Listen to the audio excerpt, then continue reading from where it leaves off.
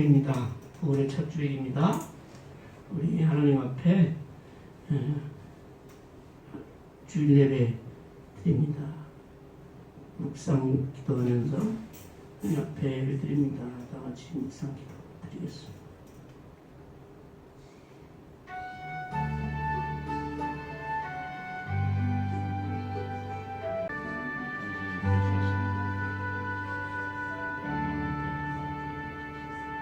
세월이 갈수록 더 하나님 나라를 사모하게 하시고 말씀을 사모하게 하시고 하나님의 사랑 가운데 은혜 가운데 거하게 도와주시옵소서.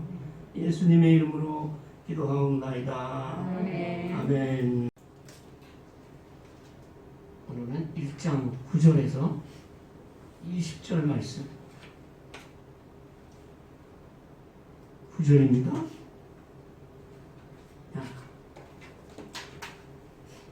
함께 봅니다. 시작. 나 여호와는 너희 형제요 예수의 환난과 나라와 참음에 동참하는 자라. 하나님의 말씀과 예수를 증언하였으면 내 오른손에 7별의 비밀과 또 7 금촛대라. 7별은 7 교회의 사자요 7 촛대는 7 교회니라. 아멘. 네? 참 대단한 말씀이에요. 그냥 부활하신 예수님을 이렇게 자세하게 보여주죠. 자세하게. 네. 왜 그러면 요한한테 이렇게 예수님이 자세하게 자기 모습을 보여주셨을까요? 네? 왜 그래? 이유는 뭐예요? 부활하신 예수님 확실하게 믿어라. 네? 그래서 보여주신 네. 부활하신 예수님을 우리는 사람들은 잘 믿지 못해요. 왜냐하면 첫째 안 보이잖아요. 안 보여요. 그래서 사람이 눈에 보이는 것만 믿는 게 사람이야.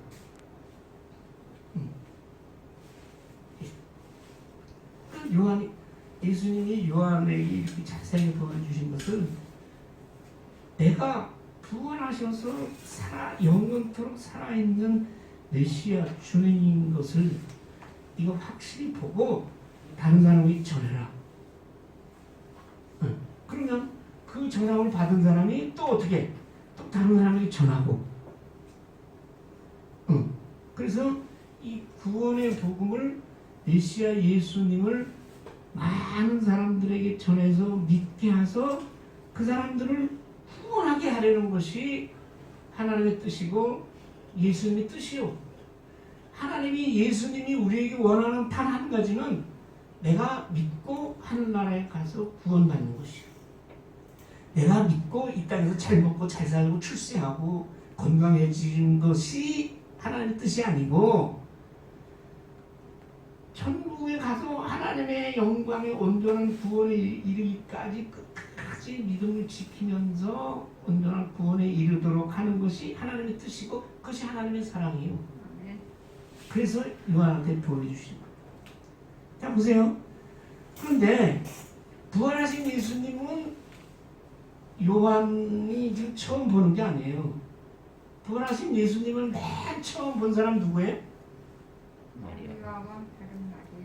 부활하신 첫날 새벽에 무덤에 갔던 여인들에게 처음 보이셨어요. 그 중에서 특히 막달라 마리아 새벽에 부활하신 날 낮에 예수님이 또 보여준 사람들인데 누구한테 나타났어요? 엠마오로 가는 두 제자한테 가는 길 중에 예수님이 나타나셨잖아요. 기억나요? 엠마오로 가는 두 제자?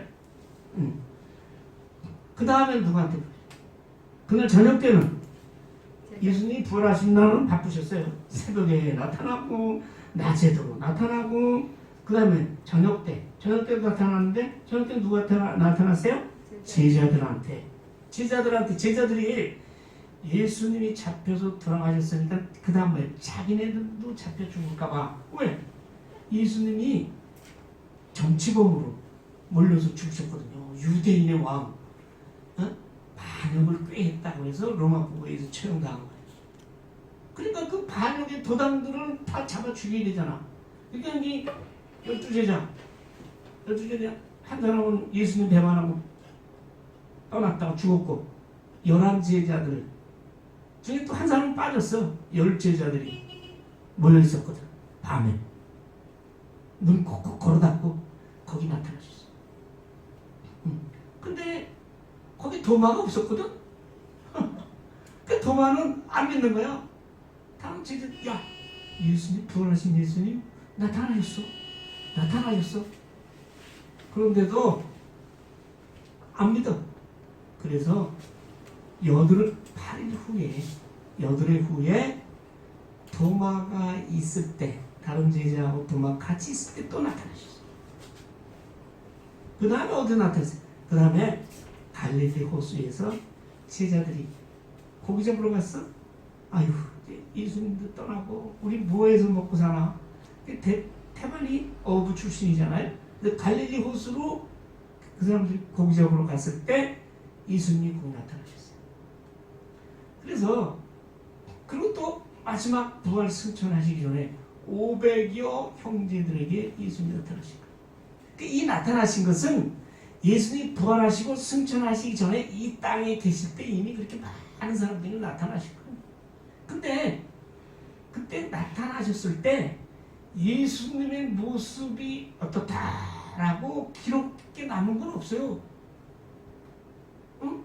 예수님이 진짜 뭐 무슨 옷을 입으셨고 눈이 어떻고 머리는 어떻고 아무것도 없어. 근데 요한에게 나타났을 때는 예수님이 자세하게 예수님의 모습과 복장을 자세하게 보여주셨거든요. 여러분 이렇게 예수님 보고 싶으세요? 요한이 본 예수님을 한번 읽어보면 예수님이 이런 식으로 사람에게 보이셨구나 그렇게 짐작할 수 있는 거죠.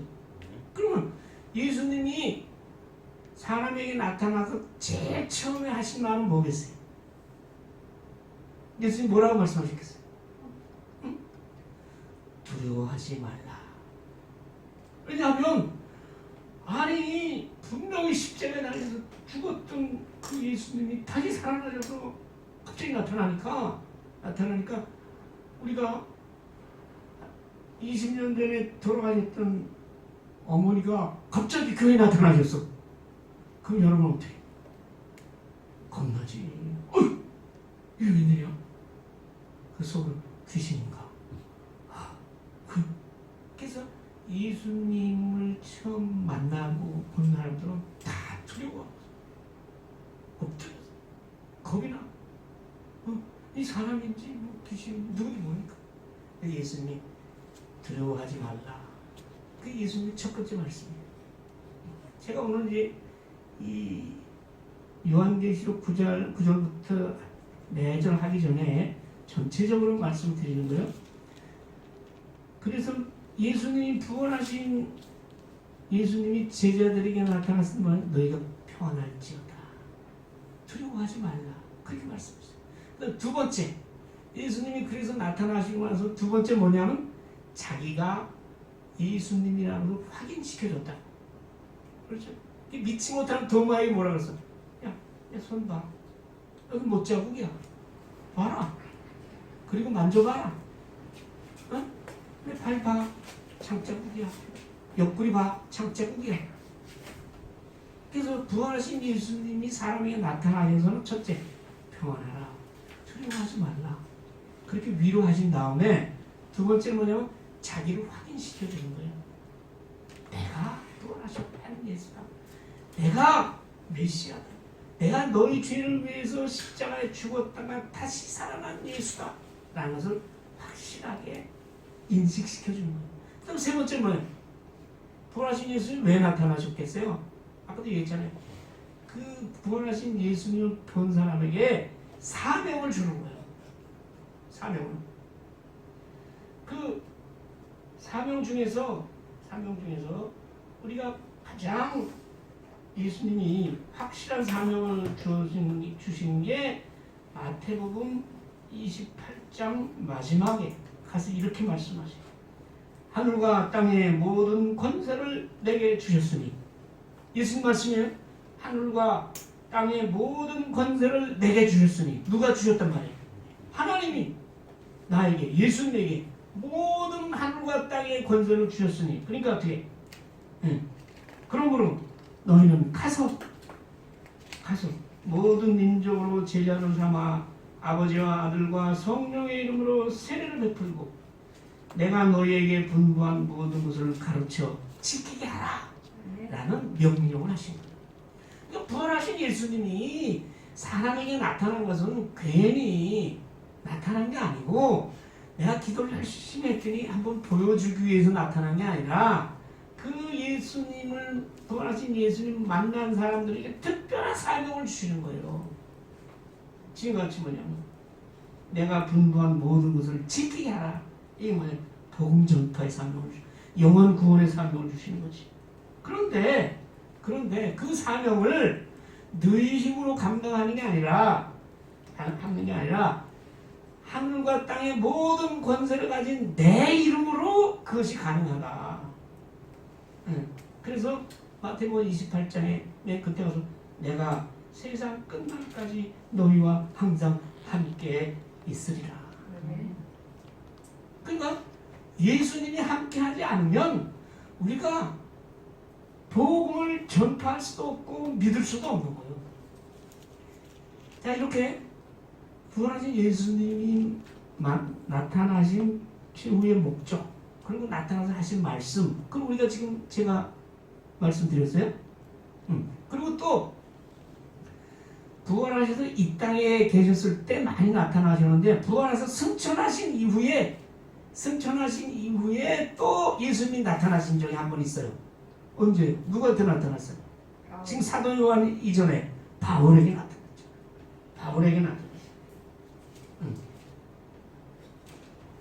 바울에게 나타나서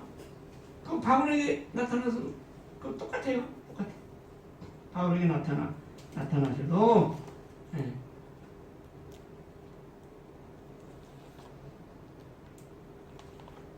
바울에게 뭐라고 말씀하세요?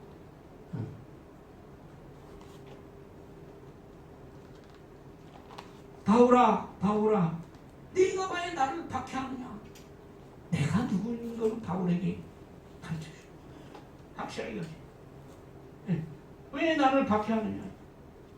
어째야 나를 박해하냐? 나는 내가 박해하는 예수라. 나타나서는 그냥 사명을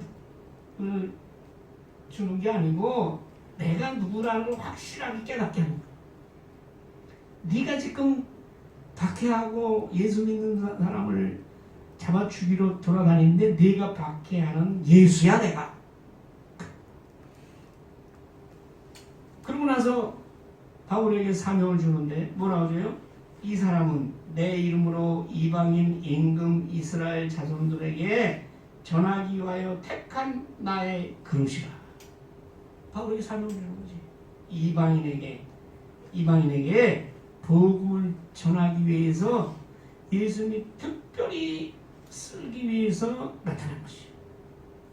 그리고 바울에게 성령이 충만하게 하시고 멀었던 눈을 뜨게 하시고, 그때부터 바울이 복음 전파의 사명을 감당하게 됐죠. 그러니까 부활하신 예수님이 나타났다 그러면 무슨 특별한 일이 있어서 나타나는 거예요. 근데 여기서 요한에게 얘기하는 거예요. 나 요한은 너의 형제요. 자, 우리 믿는 사람들끼리 처음에 만났어도 우리 뭐라 그래? 형제님, 자매님 그래요. 형제님, 자매님. 그런데 그러면서도 좀 낯이 간지럽잖아요. 형제 자매라는 게 뭐 그냥 말로만 형제 자매요? 아니, 같은 배에 난 형제 자매도 넘나무같이 원수같이 지내는 사람들 많아요. 뭐 때문에? 재산 문제 때문에. 근데 요한은 그 당시에 세계 그 교회의 지도자예요. 12사도 중에 마지막으로 살아남은 사람이요. 왜? 권위가 대단하잖아요. 지금 예수님을 따라다녔던 사람들이 지금 살아있다고 해봐. 그 사람이 권위와 영광이 대단하죠. 근데 요한은 그러지 않습니다. 나는 너희 형제야. 형제라는 건 뭐예요? 같은 피를 나눈 사람이야. 예수의 피로 죄 씻음 받은 너의 형제야. 그렇게. 그럼 형제라는 얘기는 또 뭐냐면 그 다음에 나와요. 그래서 여러분 진짜 나에게 형제가 있는지 자매가 있는지 잘 한번 살펴보세요. 첫째는 그 형제라는 건 뭐냐? 예수의 환난과 나라와 참음에 동참하는 자예요. 하나님 안에서 형제 자매라고 하면 첫째 예수 안에서 믿는 사람이어야 돼. 예수를 진실로 믿는 사람이래야 우리의 형제 자매예요. 그러니까 혈육 간의 형제 자매라고 하더라도 예수를 안 믿어. 그러면 하나님 나라에서는 형제 자매가 될 수가 없어. 그러니까 우리가 안 믿는 형제 자매 아들 부모를 우리가 간절하게 전도하고 예수 믿게 하려는 이유가 여기 있는 거야. 혈육으로는 그렇게 가까운데 하늘나라에 가서 한 사람은 천국에 한 사람은 지옥에 가야 될 판이니 여러분 그거 너무 갑갑하고 슬픈 일 아니에요? 그러니까 내가 살아있을 때 우리 혈육을 반드시 전도해서 하나님 나라의 한 형제 자매로 삼아야 되는 것이요. 첫째 예수 안에서. 두 번째 환난에 동참하는. 환난이라는 건 뭐냐면 전쟁 때 완전 포위가 됐어. 그 포위망이 좁혀 들어와. 그럼 어떻게 돼? 죽는 거죠. 이 세상에 대해서 당하는 고통이 그와 같다 이 말이야. 이 세상이 나를 둘러싸가지고 나를 핍박하고 박해하고 이 세상 때문에 당하는 고난과 이것이 환난이야. 근데 이 환난은 예수를 믿음으로 인해서 일어나는 환난이요. 내가 게을러서 일을 하고 할 수 있는데도 안 하고 또는 그런 걸로 인해서 당하는 고통과 내가 배우지 못해서 당하는 무시와 그런 게 아니라 예수를 믿기 때문에 예수를 안 믿으면 당하지 않을 고통을 환난을 예수를 믿기 때문에 내가 당하는 고생 그것이 환난이라고 하는 거예요. 그러니까 예수를 믿음으로 인해서 사실 우리 손해보는 건 많아요. 특히 직장생활 해본 사람들은 잘 알아요. 직장에서요 웬만한 사람들은요 좀 많이 봤어요. 예수 믿으면 다 왕따야. 왜? 이제 술을 안 먹어. 그리고 주일날이면 왜? 주일날 나와서 일하자 그러면 난 예배드리기 때문에 진짜 예수쟁이 옛날 요새는 또 모르는 걸 요새는 아니 옛날엔 좀 주일날 교회 가야 됩니다. 그래. 그리고 어디 나쁜 데 가도 같이 안 따라가. 안 따라간다. 그러니까 직장에서 많이 왕따당해. 근데 저도 직장생활 오래 했는데 머리를 좀 쓴 거지. 그래가지고 꼭좀 피해가. 그랬는데 결국은 이 세상에서 예수를 제대로 믿고 산다는 것은 이 세상에서 많은 손해와 희생과 고난을 자초하는 일이에요. 특히 장사하는 사람들. 주일날이고 문 열면은 수입이 얼만데 또 내가 주일날 나가서 일하면 요새 주일 일하면 특권이라고 더 줘요. 이런 근로자들도 주일날 나가서 요새는 뭐 일하는 사람이 넘쳐나지만 일손이 모자랄 때는 주일날 일하면 더 준다. 근데 그걸 포기하고 교회 와야 되잖아. 등등으로 인해서 그런 환난을 동참한다는 건 같이 나눈다. 그럼 예수 믿으면 이 세상에서 기쁨과 위로와 또는 즐거움과 좋은 일만 있다고 있다고 하면 그건 가짜예요. 예수 믿으면 우리는 세상에서 환난을 당하게 돼 있어요. 그래서 바울 사도는 이렇게 얘기하세요. 너희는 이 세대를 본받지 말고 하나님의 뜻이 무엇인지 분별하라고 했어요. 이 세대를 따라가다 보면 하나님의 뜻을 버리게 돼 있어요. 그러니까 예수를 바로 믿고 하나님을 따라가다 보면 이 세대를 따르지 말아야 될 경우가 많다 이 말이에요. 그러므로 인해서 우리가 이 세상에서 나한테 환난과 고통이 오는 거예요. 그다음에 나라라는 것은 하나님의 나라. 그러니까 요한은 내가 너희와 함께 예수 안에서 너희가 당하는 환난과 고통을 당하고 그리고 하나님의 진정한 백성이고 그 참은 뭐예요? 다시 오실 예수님, 재림의 예수님을 소망 가운데 인내하며 기다리는 자라. 여기서 예수 믿는 사람들의 특성이 다 나타나는 거예요. 예수 안에 항상 있어요. 그로 인한 세상의 환난을 같이 나누는 자야. 그게 형제 자매다 이거예요. 진정한 형제 자매라고 하면 고통과 환난과 어려움이 있을 때 함께 나누는 사람이요. 그런 거 있을 때 피해가는 자가 세상 사람들은 제 주위에도요 수많은 사람들이 함께 있었어요. 나눴다고. 내가 영광의 자리에 있을 때는 그걸 보고 세상의 영광 나눠 먹으려고.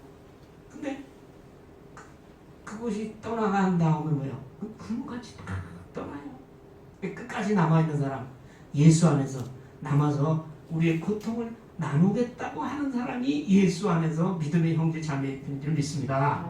그러니 여러분 예수 믿는다고 해서 형제님, 자매님 이렇게 얘기할 때 그 아주 마음의 각오를 단단히 해야 돼요. 형제님 그러면 그 사람하고 고통을 당하면 내가 같이 당하겠다 이 뜻이요. 자매님 그러면 그 자매가 어려움을 당하면 나도 같이 어려움을 나누겠다 이런 뜻이요. 그게 형제예요. 그리고 그 예수 믿는 사람의 특징은 또 뭐냐? 그럼으로 인해서 거기서 끝나는 게 아니라 예수님이 다시 오셔서 우리를 죽은 자를 부활시키시고 산 사람은 공중에 끌어올려서 온전한 우리의 구원과 영광의 부활의 영광의 몸을 입을 때 그때를 기다린다 이거예요. 소망하면서 확실히 이루어질 것을 믿고 소망하며 기다린다는 것이 형제자매의 특성이에요. 그걸 같이 나누는 사람이니까. 그래서요 환난에 동참해야 예수를 믿어야 예수로 인한 고난을 나눌 수 있고 그래야 우리가 다시 오실 예수님을 소망 가운데 기다릴 수 있고 그렇게 기다리는 사람이야말로 나중에 예수의 종말에 오셨을 때 예수님 하늘나라의 영광에 참여할 수 있는 거예요. 그러니까 나는 예수 믿는 고난을 안 당하겠다. 그런 사람들 많잖아요. 아이 교회 자꾸 난 이제 못 다니겠어 교회. 별로 교회 가봐야 나한테 남는 게 있어야지 그런 게 아니다 이 말이에요. 예수 믿으면 그로 인한 환난도 우리가 같이 나누고 그리고 소망과 확신 가운데 예수의 다시 오실 날을 기다리는 것이에요. 그런 자인데 요한이 하나님의 말씀과 예수 왜 요한이 이 반모섬이라는 섬에 있었냐 얘기했죠. 그 당시 로마 시대의 기독교인과 교인들에 대한 엄청난 탄압 가운데서 사도 요한 살아있는 마지막 12제자 중에 한 사람을 귀양 보낸 거죠. 유배로. 그러니까 그 유배당한 것도 그냥 유배당한 게 아니라 세상의 죄를 지은 게 아니라 여기 있잖아요. 하나님의 말씀과 예수를 증언하였으므로 내가 여기 반모에 죄수의 몸으로 지금 유배당하여 있다. 나도 예수 안에서 환난을 지금 당하고 있어. 그렇게 얘기해. 그런데 형제지. 그래서요, 아무리 남을 사랑한다고 하고 또 요새 정치할 선거할 때가 왔으니까 뭐 친애한다고 친애하는 뭐 국민 여러분, 뭐 사랑하는 국민 여러분 아무리 말로 한다고 해도 국민들의 서민들의 아픔을 함께 나누지 않는다면 그게 무슨 사랑이고 그게 무슨 친애요? 그건 아니야. 근데 요한은 자기도 환란을 당했어. 근데 거기 죄인의 몸으로 이 유배 생활을 하고 있는데 주의 날이라는 건 오늘 주일입니다. 그 당시만 해도 이미 유대인들은 안식일을 지켰지만 그 당시 기독교인들은 이미 교회가 설립된 이후로는 예수님 부활하신 일요일을 주의 날로 지켰거든. 그 날에 주의 날에 그래서 우리는 주일이 지키는 거예요. 내가 성령의 가운데 성령이 임하셨다. 성령 가운데서 그냥 되는 것이 아니라 예수님이 임할 때는 반드시 성령과 함께 성령이 임하셔서 갑자기 나팔 소리가 나는 뒤에서 여러분 놀라지 않겠어요? 무슨 나팔 소리라 하면 군대에서 특히 많죠. 무슨 나팔? 네? 취침 나팔. 아 신나 취침 나팔. 또 기상 나팔. 그죠? 근데 또 전쟁 중에 뭐예요? 전진 나팔. 나팔을 딱 불면 전진해야 돼. 근데 그렇게 큰 소리가 뒤에서 나네. 그냥 깜짝 놀랐잖아요. 깜짝 놀라가지고 뒤로 돌아볼 수밖에 없죠. 그걸 듣고, 뒤를 돌아봤단 말이에요. 돌아봤더니 이렇게 말씀하시네. 네가 지금 보는 거, 들은 거, 그거 써가지고 일곱 교회에 전해라. 일곱 교회에 전하라. 그렇게 말씀하셔요. 근데 여기서 그냥 읽으면 두루마리에 써서 어디 교회에 보내라. 근데 이때는요, 이 헬라어의 특성인데 이때 쓴다 보낸다 하는 그 얘기 중에는 긴급한 명령이 포함되어 있어. 명령 모음인데 즉시 반드시 이행해야 돼. 그런 명령이다 이 말이에요. 여러분 취침 나팔이 군대한테 막 울렸어. 근데 안 일어나면 어떻게 돼? 안 일어나면 뭐 반 죽는 거지. 맞아서 기억 받는 거지. 요즘은 아니고 옛날에. 그죠? 마찬가지로 왜 나팔 소리 같이 큰 음성을 나팔 소리에 비유했냐면 그 나팔 소리가 나는 같은 예수님의 말씀을 반드시 급히 전해야 돼. 전쟁 중에 공격 나팔이 울렸어. 울리면 즉시 나가서 싸워야지. 아니 나는 앞에 사람 나가서 싸우는 거 보고 우리가 이기면 나가서 싸울 거야 하고 뒤로 딱 가만히 있어. 그럼 어떻게 돼? 즉시 직결 처분이야. 직결 처분. 이 얘기 뭐냐면 즉시 바쁘다 지금. 즉시 써서 보내라. 그렇게 지금 바쁜 거예요 예수님. 바쁘니까 이 사도 요한한테 예수님이 나타나셨지. 여러분 그러면 알겠습니다 하고 여러분 같으면 금방 쓰겠어요? 응? 아니요. 아니 뭐 갑자기 뭐 큰 소리로 써서 보내라는데 본거를 이거 어떻게 해야 되나 본 것도 없고 그래서 싹 보려고 몸을 돌켰다고. 근데 보니까 7 금촛대를 봤어. 금으로 만든 촛대. 응? 그걸 딱 보여주시. 그 촛대는 왜 필요해요? 촛대를 왜 만들었어요? 거기다 불을 켜려고 만든 거 아니에요. 그러니까 7 촛대라고 하면 그 7 등불을 켜기 위해서 만든 거예요. 촛대를 보여주시더니 그 촛대 사이에 사람 같은 그런 모습이 왔다 갔다 한다고. 금촛대를 보았는데 보세요. 촛대 사이에 인자 같은 이가 발에 끌리는 옷을 입고 그랬어요. 여기 인자는 누구예요? 사람의 아들이라는 뜻이죠. 근데 인자라는 것은 예수님을 왜 인자라고 하냐면 예수님은 하나님이신데 사람 몸을 입고 이 땅에 오셨잖아요. 그래서 이 땅에 오신 예수님을 사람의 아들로 오셨으니까 사람의 아들이라고 하는데 인자라고 할 때는 사람의 아들로 오셨지만 그분이 십자가를 지시고 우리를 구속하시고 그리고 마지막 날에 심판하시고 우리를 영원한 생명으로 인도하시는 분, 이 땅에 사람으로 오셨지만 영광스러운 분, 그걸 표시하기 위해서 인자라는 특별한 예수님 인자라고 하는 거예요. 사람은 사람인데 하나님이시다 이 말이에요.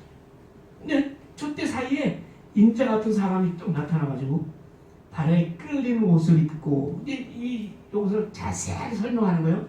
긴 옷을 입고 가슴에 금띠를 띠고 금띠를 띠고 그다음 뭐예요? 머리하고 머리털 이게 하얗게 양털같이 하얗고 그다음에 눈은 뭐예요? 불꽃 같고 불꽃 같아 이글이글해 불꽃 같고 그다음에 뭐예요? 발은 쇠 번쩍번쩍하는 쇠같이 그러면 발 같은 분이 금쪽대 사이에서 보이더라 이 말이에요. 이게 예수님의 모습이에요. 그럼 왜 예수님이 그러한 모습으로 나타나셨을까? 우선 긴 옷을 입는 사람은 누구냐? 그 사람은 옛날에 대제사장이나 이런 사람이 긴 옷을 입었어요. 그러니까 예수님이 대제사장의 직분을 가지고 하나님께 나아가는 대제사장, 인간을 대속해서 하늘나라의 한나라의 길을 열어주신 대제사장의 직분과 그 다음에 금띠는 뭐예요? 옛날에 왕들이 입는 또 왕들은 긴 옷을 입고 금띠를 쳤잖아요. 그러니까 예수님이 긴 옷을 입고 가슴에 금띠를 달았다는 것은 대제사장적인 직분과 이 만물의 왕이 입는 옷을 입고 나타나신 거죠. 그러니까 예수님 모습이 그렇다 이 말이에요. 그 다음에 머리가 하얗다는 거예요. 그러니까 지혜와 존경과 권위를 얘기하는 거예요. 여러분 요새 머리 우리 사모님도 이제 다음 주에 물 드려야 돼. 근데 흰머리 저는 물 안 드려요. 저는 그래도 머리가 휘어져도 물 안 드릴 거예요. 덧바르게 해도.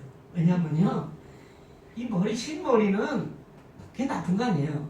사람 보기에는 좀 그렇지만 근데 잠언서에 보면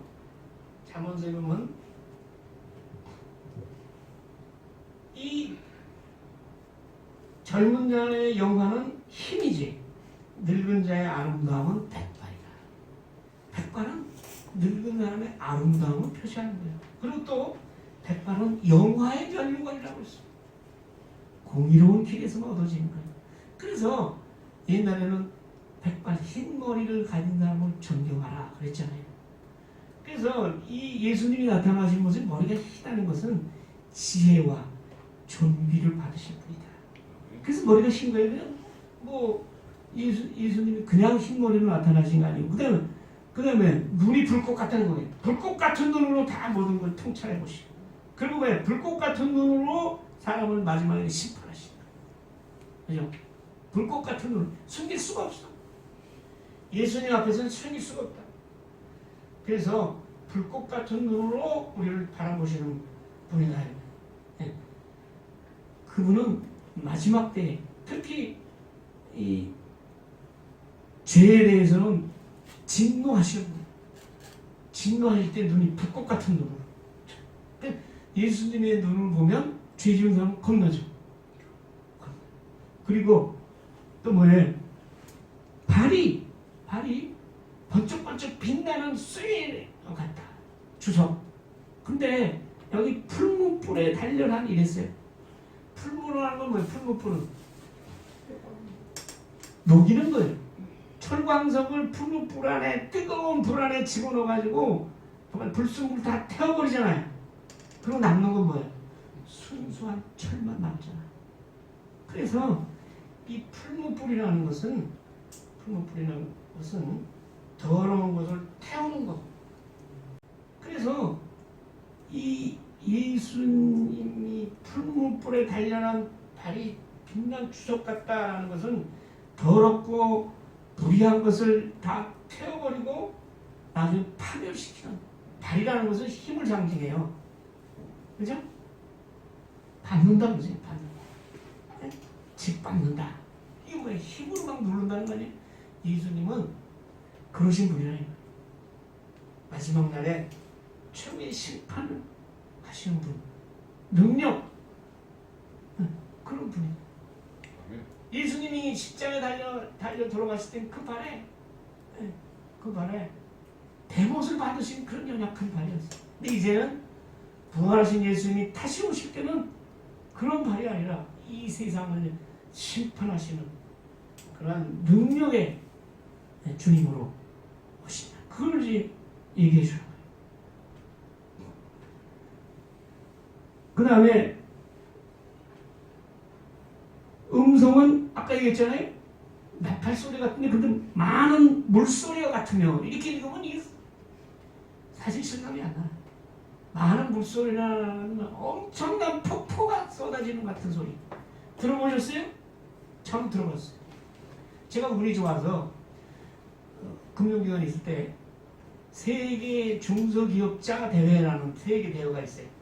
거기에 우리가 중소기업 지원하는 정부기관이니까 거기 우리 기관을 대표해서 회의 참석했어요.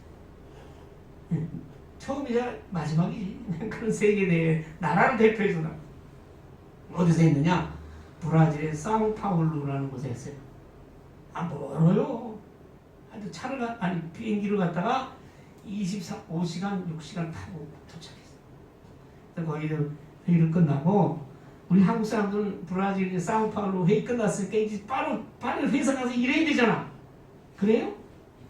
요새는 그런데 요새는 근데 그때는 이렇게 관광을 또 시켜주네. 그래서 관광을 어디를 갔냐? 이과수 폭포라는 데 갔어요.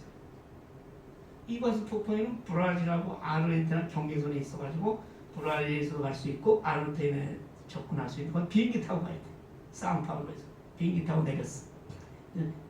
뒤로 걸어가는데 어느 순간부터 엄청난 소리가 들리는 거예요. 이거는 뭐 천둥 우레 그거는 뭐 소리가 나요. 엄청난 우레와 천둥 치는 같은 큰 소리들이 들려오기 시작하는 거예요. 그래서 조금 갔더니 이과수 폭포가 나타나는데 장관이야.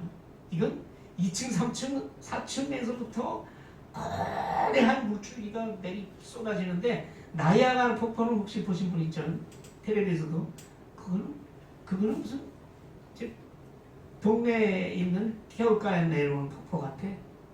근데 그 폭포를 가기 전에 제가 느낀 게 엄청난 큰 소리가 들리는 거예요. 그런 소리다 이 말이에요. 주님의 음성이 나팔 소리같이 팍 그럴 뿐만 아니라 엄청나게 우리가 천둥 치는 같은 그런 큰 소리가 들리면서 들렸더라 이 말이에요. 여러분 상상해 보겠어요? 요한이 어떻게 했겠어요? 어떻게 했겠어요? 요한이 날이 나오지 않고 바짝 엎드렸어요. 바짝 엎드렸어요. 근데요, 제가 왜 이 얘기 자꾸 하냐면 이 예수님의 모습들이 일곱 교회에 미리 읽어보신 분들은 알지만 일곱 교회에 나타날 때마다 이 예수님의 모습 중에서 한 모습들이 나타나는 거예요. 보실래요? 그 옆에 성경 가지신 분. 요한계시록 2장의 에베소 교회에 나타날 때는 오른손에 있는 일곱 뼈를 붙잡고 일곱 금촛대 사이를 거는 이시가 이르시되 그런 모습으로 나타났고, 서문화 교회는 처음이요 마지막이요 죽었다가 살아나신 이의 모습으로 나타났고, 버가모 교회는 좌우에 날선 검을 가지신 이가 이르시되 날선 검을 가지신 모습으로 나타났고, 두아디라 교회는 눈이 불꽃 같고 발이 빛난 주석 같은 하나님의 아들이 이르시되 이렇게 나타납니다. 그러니까 요한에게 이런 모습을 다 보여주신 다음에 일곱 교회에 편지할 때는 그 중에 예수님의 한 모습을 보여주셨다 이거예요. 그 교회에 딱 맞는 모습으로 그렇게 연결이 되는 거예요. 그리고 또 무슨 모습을 보여주시냐? 16절 보세요. 오른손에 일곱 별이 있고 입에서 칼이 나와. 칼이 나오는데 보통 칼이 아니요. 양쪽에 날이 달렸는데 큰 칼이, 그런 칼이 나옵니다. 네. 여러분 상상해 보세요. 그렇게 머리를 휘고 금띠를 붙이고 발이 번쩍번쩍 빛나는데 그 입에서는 크고 폭이 넓고 큰 칼이 입에서 양쪽에 날이 다니는 입에서 나오고 있다. 와, 이건 뭐예요? 칼은 뭐 하겠다는 거예요? 죽이겠다는 거지. 아까 말씀대로 빛난 쇠 같은 번쩍번쩍 발로 밟고 칼로 심판하시게. 마지막에 심판하시게. 네? 근데 그거는 여기만 나오는 게 요한계시록 19장 15절에 가면 마지막에 백마를 타고 예수님 오시는 분으로 나오는데 거기 보면 백마를 타고 오신 이의 입에서 예리한 칼이 나온다고 되어 있어요. 이 칼은 뭐냐? 칼은 뭐예요? 진짜 예수님이 그 칼 가지고 사람을 뭐 아니고 그 칼은 뭐예요? 말씀의 칼이죠. 말씀의 칼. 하나님의 말씀은 살아있고 검과 양쪽에 날을 가진 검이 있어서 찔러 쪼갠다고 그랬잖아요. 우리 마음을. 심판하실 때 예수님의 무슨 칼 가지고 이렇게 하는 게 아니라 말씀으로 이번에 나가오시는 말씀으로 하신대요. 그 말씀이 좌우의 날선 칼과 같이 예수를 믿지 않는 사람들, 죄인들을 마지막에 심판하신다. 그리고 그 얼굴은 해가 빛나는 것 같아. 해가 빛나는 모습. 해가 비치는 모습. 그건 영광의 모습이죠. 네, 영광의 모습. 영광의 모습, 승리의 모습, 크지. 해가 얼굴이 번쩍번쩍 한다 이 말이에요. 해같이. 네? 우리는 예수님이 살아계실 때도 그런 모습을 봤어요. 우리가 본 게 아니라 제자들이 어디서 봤어요? 변화산이라는 산이에요. 예수님 십자가에 달리기 전에 베드로와 야고보와 요한만 데리고 변화산에 올라가셨잖아요. 마태복음 17장에. 그 올라가셨을 때 예수님 변화산에서 호련히 변화되어서 얼굴이 해같이 빛났다고 했어요. 이것이 예수님의 모습이에요. 영광의 모습이에요. 승리의 모습이에요. 이 모습은 예수를 믿지 않는 사람들에게는 심판의 모습이고 성도들에게는 영광의 모습이고 구원의 주 메시아의 모습이죠. 그렇기 때문에 아까 얘기 말씀드렸지 네가 본 거 맨날 일곱 교회에다가 지금 전해라는 얘기는 일곱 교회는 오늘날 전체 교회예요. 전체 교회가 지금 다 썩었다 이거야. 물론 그 중에 한 교회쯤 정도. 일곱 교회 중에서도 한 교회는 그렇지 않은 교회가 있어요. 예수님의 책망을 받지 않은 교회가 있어요. 네. 그런 교회만 빼고 그런 교회가 어디야? 서머나 교회만 책망을 받지 않아. 그러니까 마찬가지로 이 세상에 있는 교회 중에 대부분이 다 문제가 있어. 이 큰일 났어. 그럼 어떻게 돼? 빨리 회개하고 예수께 돌아와야 되거든. 급하거든. 그러니까 네가 본 거 확실히 보여주고 네가 본 거 들은 거 확실히 지금 써서 보내라 라고 말씀하시는 거예요. 그래서 이렇게 보여주시는 거예요. 확실하게. 여러분 사도 요한이 본 모습 우리도 그 모습을 우리는 믿는 우리가 돼야 돼요. 그걸 믿지 않으면 우리가 예수 믿지 않는 거예요. 그러니까 어떻게 돼? 요한이 그 앞에서 그 모습과 그 말씀을 듣고 우레 같은 소리, 나팔 같은 소리 그냥 번쩍번쩍하고 입에서 칼이 나오는데 그냥 뭘 보고 있었겠어요? 죽는 거지 뭐. 그 앞에 엎드려 죽었다. 바울도 그랬잖아요. 부활하신 예수님 바울을 부를 때 빛이 강렬하게 비치고 바울이 뭐야? 엎드려 불렀어. 엎드려 죽어. 왜? 인간이 연약하고 인간의 죄 때문에 부활하신 예수님 만나면 그 앞에서 죽은 자같이 되는 거예요. 그러니까 어떻게 해? 예수님은 어떻게 해야 돼? 예?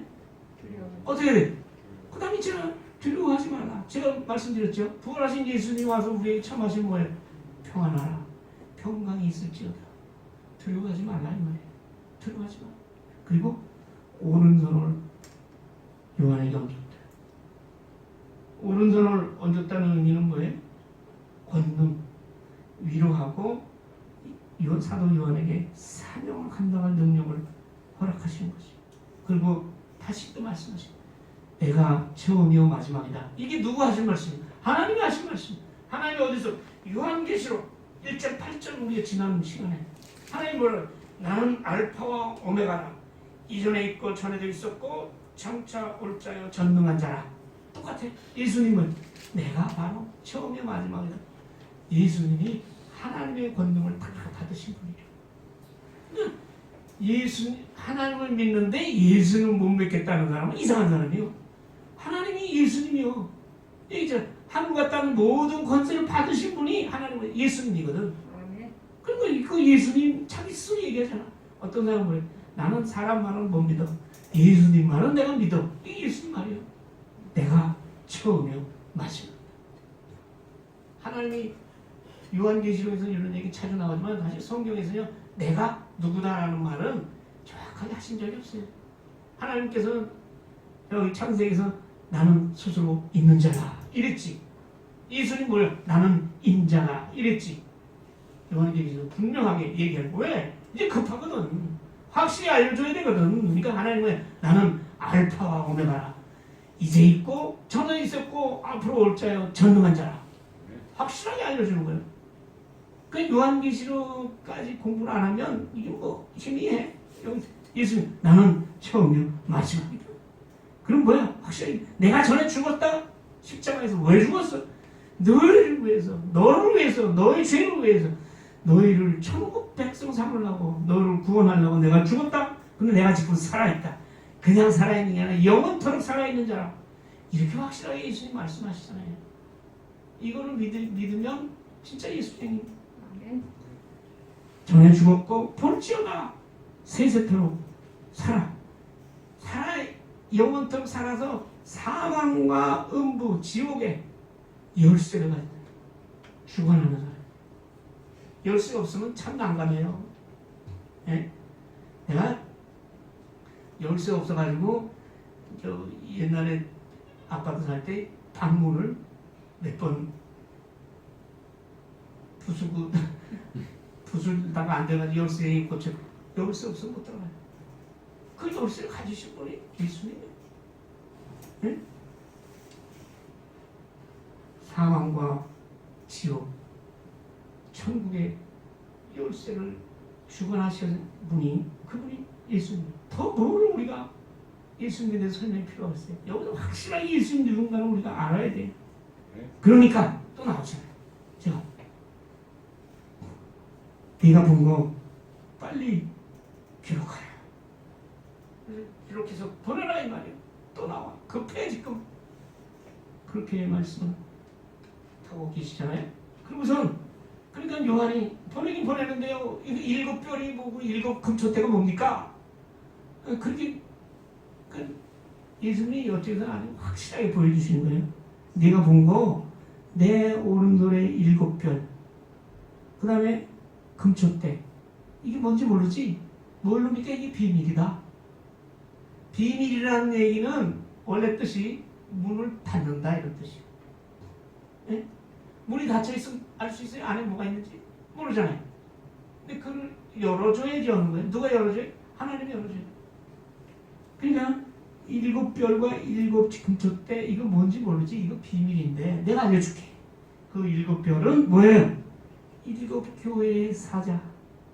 사자라니까 하는 사자가 아니라 메신저, 전하는 사람. 근데요 이거 잘 새겨들어야 돼. 아 그렇구나. 교회 사자 목사님이구나. 이렇게 얘기를 하면 틀린 말도 아니지만 다 맞는 말도 아니에요. 자 보세요. 하나님이 일곱 교회의 사자를 오른손에 가지고 계시다 했어요. 근데 이게 사람이겠어요? 이렇게 생긴 사람이겠어요? 하나님은 어떻게 사람을 가지고 계시나? 그럼 이건 뭐야? 영적인 존재야. 그러니까 교회를 다스리는 영을 보내신다고 했잖아요.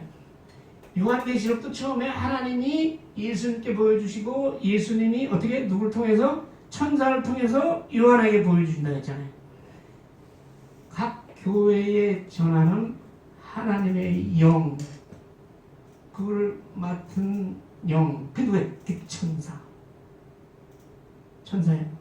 아이 그럼 뭐 교회 목사님 뭐예요? 잘 들으세요.